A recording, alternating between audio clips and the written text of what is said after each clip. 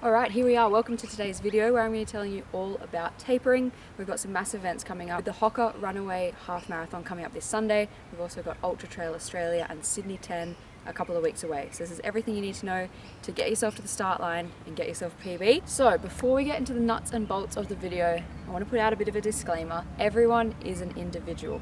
This advice is not directed at you, but it's more some principles and things that I'd love for you to start thinking about. If you're not sure about anything, if you've got questions, please comment them below or send us a message on Instagram. I'd be happy to help. Or if you need some coaching advice, we can chat a little bit further there.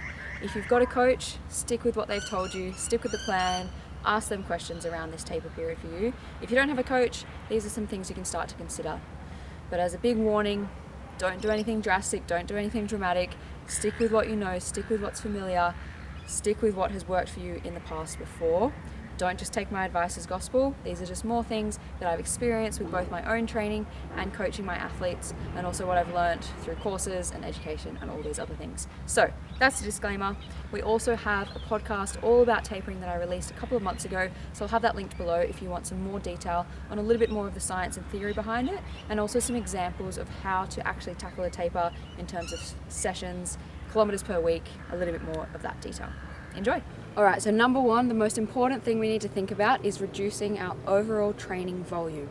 So training volume can be your kilometers per week or kilometers per run, your duration that you spend running, and also including the frequency of your runs as well. So if you're currently doing 50 kilometers a week for your average training for this block, then we need to start looking at reducing that overall training volume. So this could be doing less runs per week, this could be doing shorter runs, reducing your long run as well is super important. We need to do this so that we are well rested, our body has recovered and adapted from all of the training.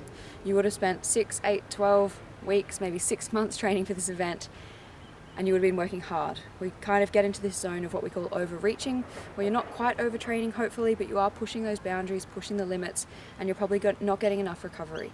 So we really want to utilize the 3 weeks, 2 weeks, maybe 1 week, depending on the event and your circumstances, to maximize the training that you've done, allow your body to adapt, to absorb that training, and to be really fresh and ready to go. So reducing your volume is going to be really important. So if you're currently training, let's say 50 kilometers per week, we want to start reducing that. To keep things simple, let's talk about reducing it by half. So 2 weeks out from the event, you might do about a 25 kilometer week, and then the week before you might just do a couple of tune-up runs, a few shakeout jogs, nothing too major, keeping your legs fresh and ready to go for race day.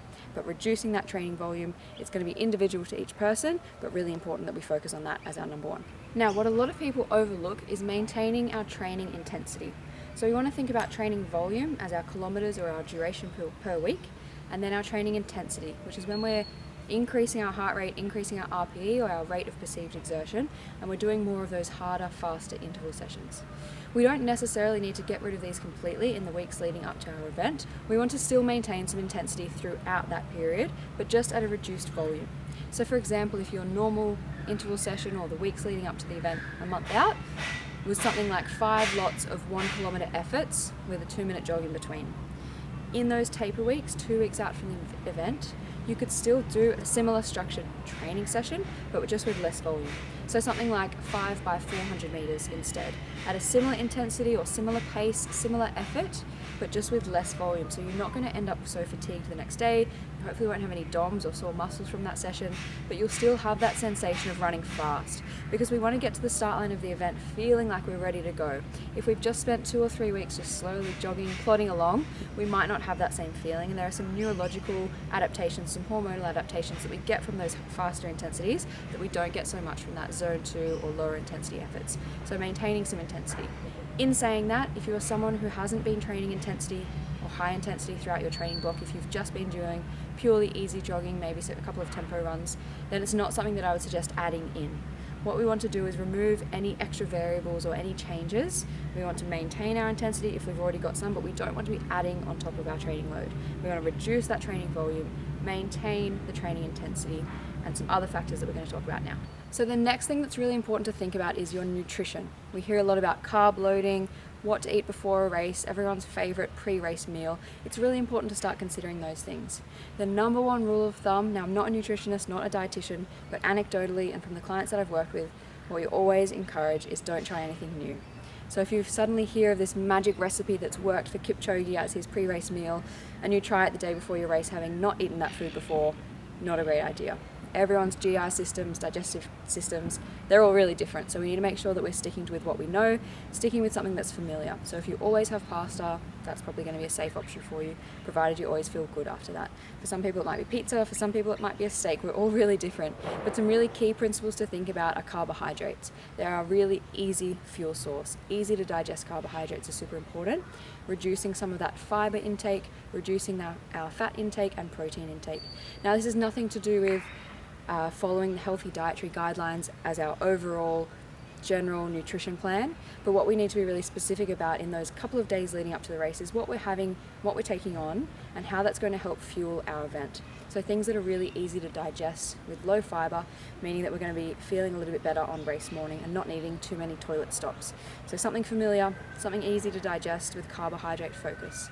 Now we do have some episodes on the podcast talking about nutrition and carb loading specifically in terms of exactly how many grams it is recommended for you to take. So I'll have that linked below so you can check out some more specifics. But in general, stick with what you know.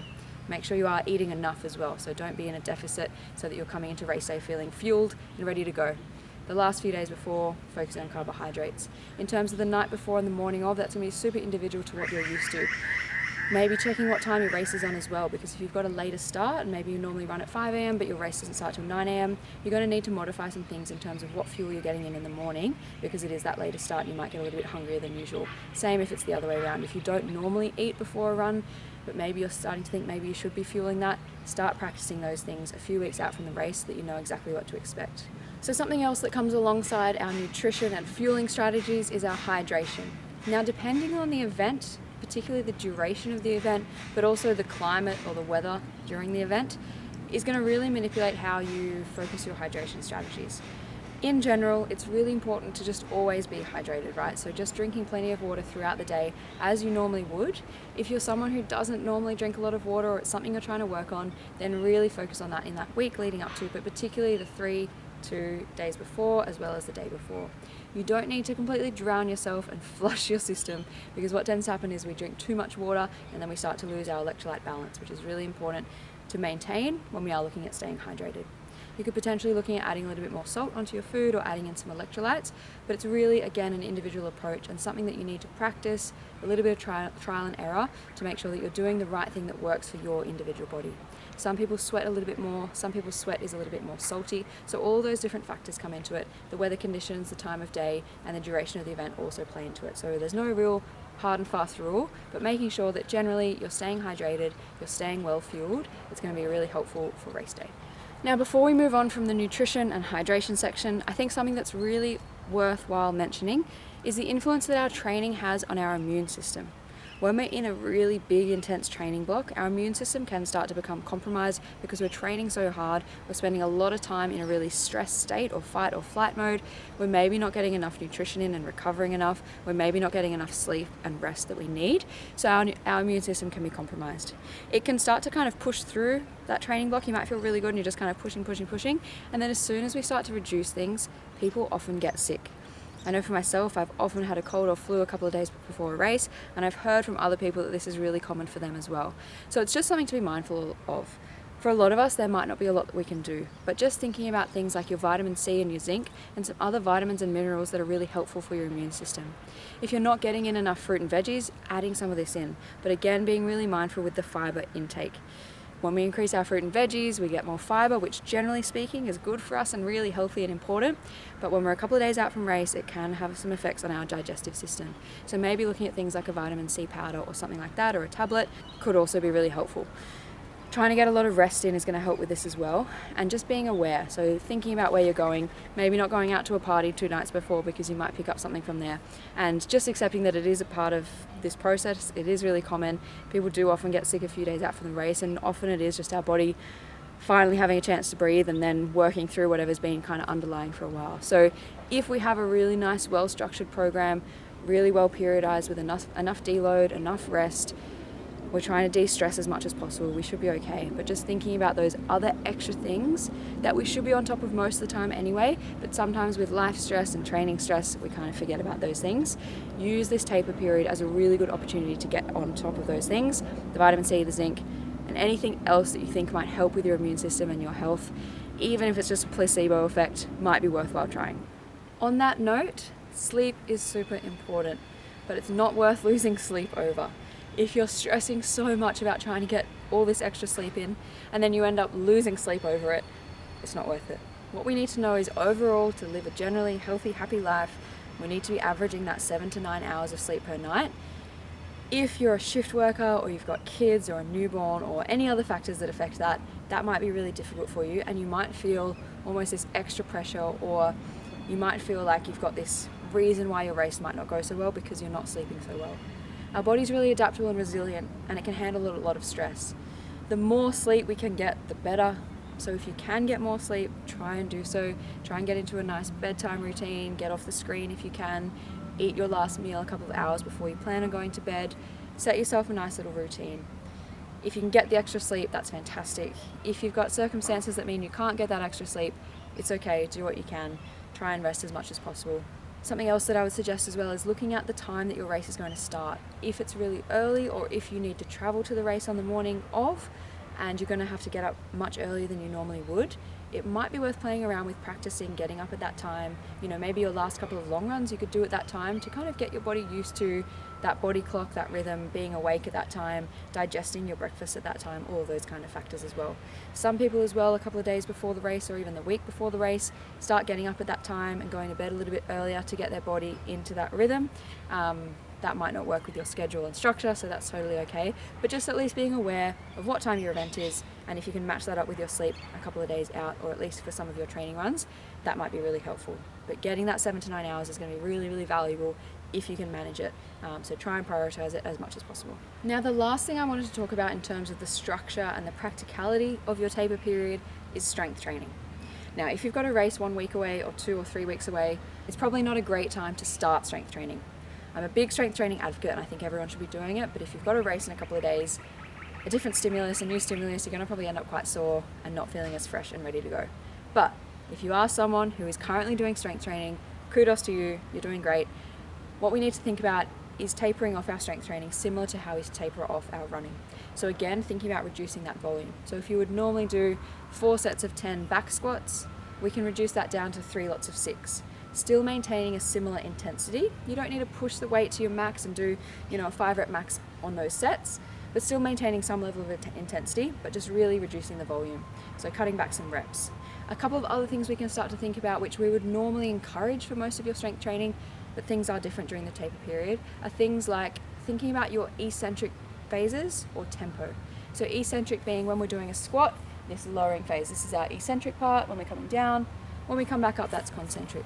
The eccentric phase is what usually causes DOMS and soreness in our muscles. It starts to really stretch out the muscle as it's going under tension and can end up quite uncomfortable for the next few days if you're not used to it, which normally is fantastic because it means we're having adaptations, we're getting stronger, we're going to be better athletes. But a week before your race, probably not what you want. So you can start to think about playing around with the tempo, maybe not going so slow as you normally would on the way down, maybe just going at a regular pace, 1 second on the way down rather than 3.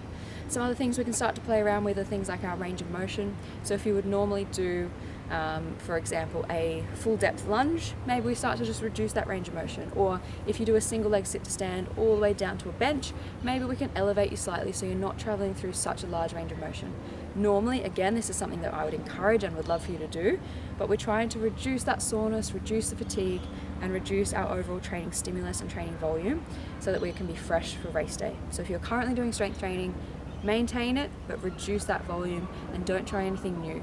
If you're not currently doing strength training, that is your goal post-race. Once you finish your race, you've had your recovery period, get in the gym. So that concludes the taper video. I hope you learned a lot. As a quick reminder, reduce your training volume, maintain your training intensity, and those 2 principles apply for both your running and your strength training. Really focusing on good hydration, good fueling and nutrition strategies, foods that are familiar to you, foods that are easy for you to digest, really focusing on carbohydrates as our main fuel source. Thinking about maintaining your hydration, drinking a normal amount of water, getting in maybe some extra electrolytes. Also thinking about getting a little bit more sleep if possible. Getting that 7 to 9 hours is going to be ideal. Potentially looking at restructuring your week or your going to sleep and wake up times to match that of the race. If you've got something that's a little bit out of the ordinary, that can help your body get into a nice rhythm and be ready and primed for race day. Also thinking about all those other factors in terms of looking after our immune system, getting in some extra vitamins and minerals, and looking after yourself. And also taking a chance to enjoy this extra free time that we have. We spend so much time running throughout our normal training periods, so we can have a little bit more time, maybe we can get a bit more sleep, maybe we can catch up with friends that we haven't seen for a while. Try and enjoy this time as much as possible. It can be really stressful, it can be quite anxiety inducing for some people, and a lot of people can feel a bit fidgety, feel like they're not doing enough, they've underdone it, they're not sure what's going to happen on race day, so it can be filled with nerves. But try and just reflect on the training that you've done, whether it was perfect or not, you've still done it, the race is going to happen regardless. Use this next week or two to freshen yourself up, get yourself ready, get yourself in the zone, do a bit of visualization, whatever you need to do, and enjoy the race every step of the way. And I will hopefully see you at either a start line or a finish line or along the course at any of those events coming up in the future weeks. Thanks, team.